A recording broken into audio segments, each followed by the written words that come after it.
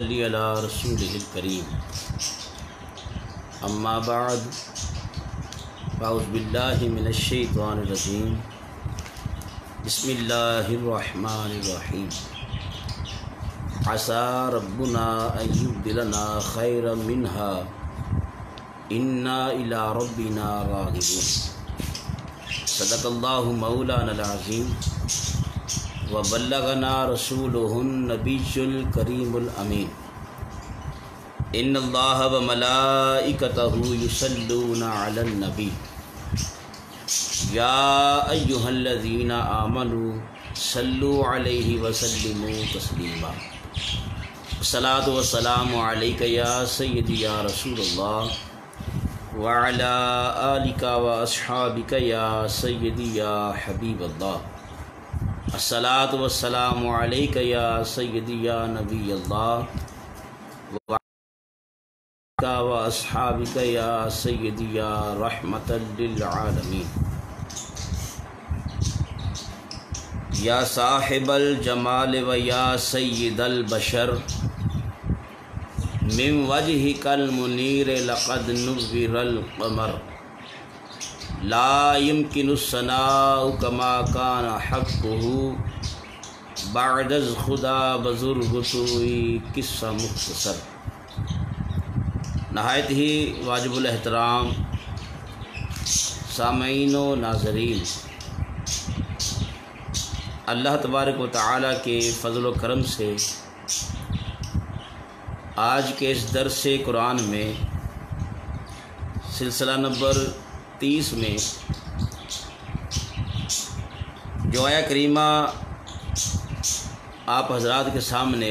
تلاوت کرنے کا شرف حاصل کیا ہے، سورہ قلم سے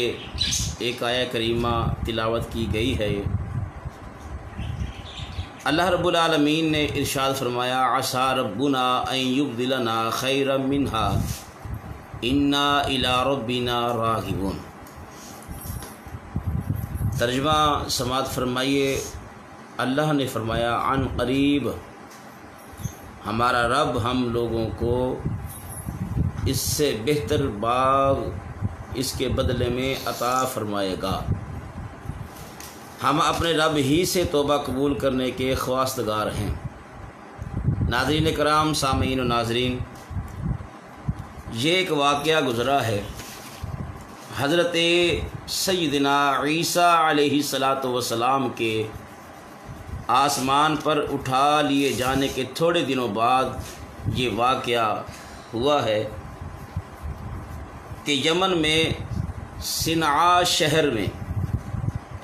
2 کوس کی دوری پر ایک باغ تھا۔ صنعاء شہر میں 2 کوس کی دوری پر ایک باغ تھا جس کا نام مردان تھا۔ اس باغ کا مالک بہت ہی نیک نفس تھا، بڑا سخی دل انسان تھا۔ اس کا دستور یہ تھا کہ پھلوں کو توڑنے کے وقت وہ فقیروں اور مسکینوں غریبوں کو بلا کر اعلان کر دیتا تھا کہ جو پھل ہوا سے گریں وہ تمہارے ہوئے، یا ہماری جھولی سے الگ گریں وہ بھی تمہارے ہوئے۔ یعنی اس کا طریقہ یہ تھا کہ جب باغ میں پھل توڑنے کے لیے جاتا تو فقیروں اور مساکین کو بلوا کر ان سے یہ کہتا کہ میں پھل توڑوں گا،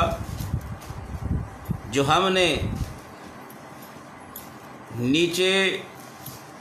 جھولی پھیلائی ہوگی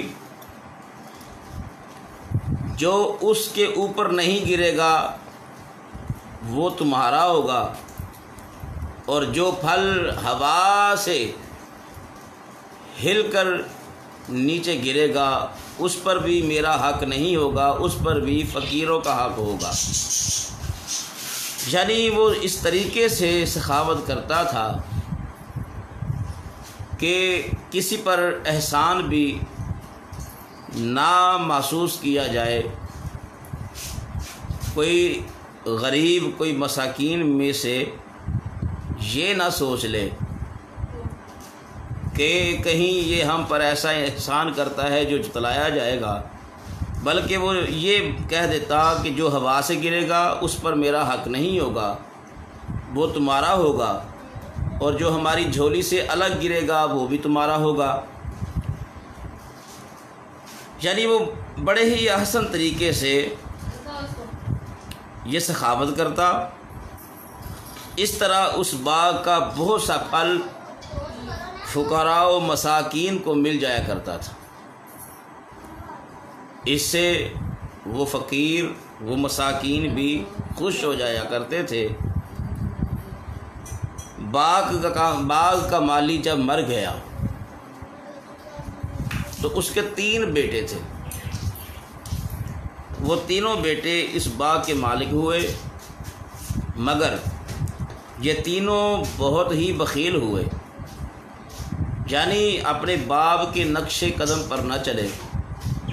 جس طرح وہ باپ نیک صفت انسان تھا، نیک نفس انسان تھا، اس کی طرح یہ تینوں بیٹے نہ تھے۔ ان لوگوں نے آپس میں طے کر لیا کہ فقیروں مسکینوں کو ہم لوگ نہیں بلائیں گے، اگر ہم ان کو بلائیں گے وہ بہت سارا پھل لے جائیں گے اور ہمارے اہل و عیال کی روزی میں تنگی آئے گی۔ یعنی دیکھیے کہ اس نیت میں اور اس نیت میں کتنا فرق ہے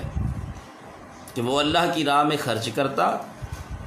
وہ اللہ کی راہ میں غریبوں مسکینوں اور فقیروں کو بلاتا اور ان کو اس انداز سے پیش کرتا کہ کوئی بھی اس کی سخاوت کی وجہ سے کسی کے دل پر کوئی کسی قسم کا غم نہ آئے۔ یہ اللہ کی راہ میں خرچ کرتا اور باغ میں بڑی رونق رہتی، اللہ تبارک و تعالیٰ کی طرف سے بڑی برکت ہو گئی۔ تو کل نفس ذائقۃ الموت، ہر نفس نے موت کا ذائقہ چکھنا ہے۔ وہ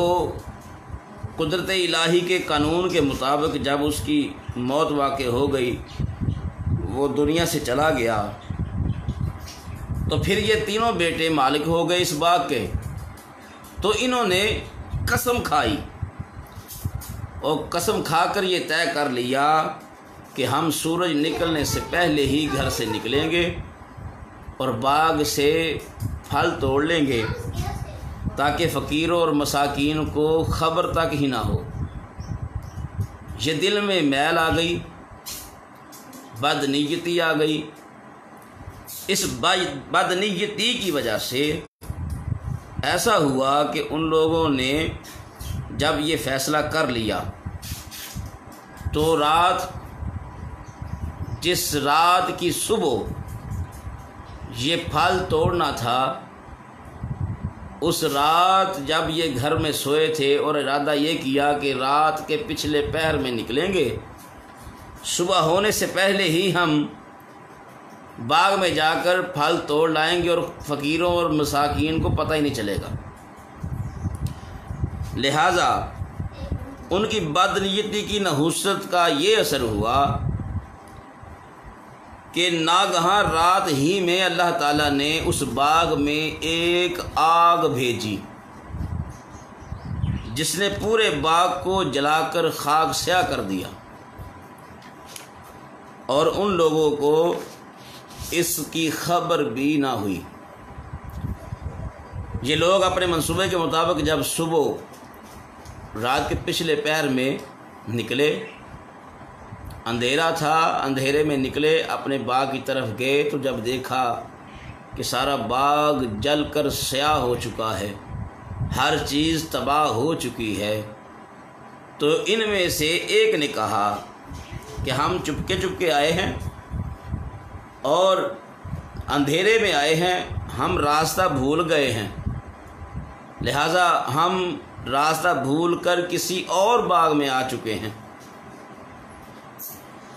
تو جب انہوں نے یہ بات کی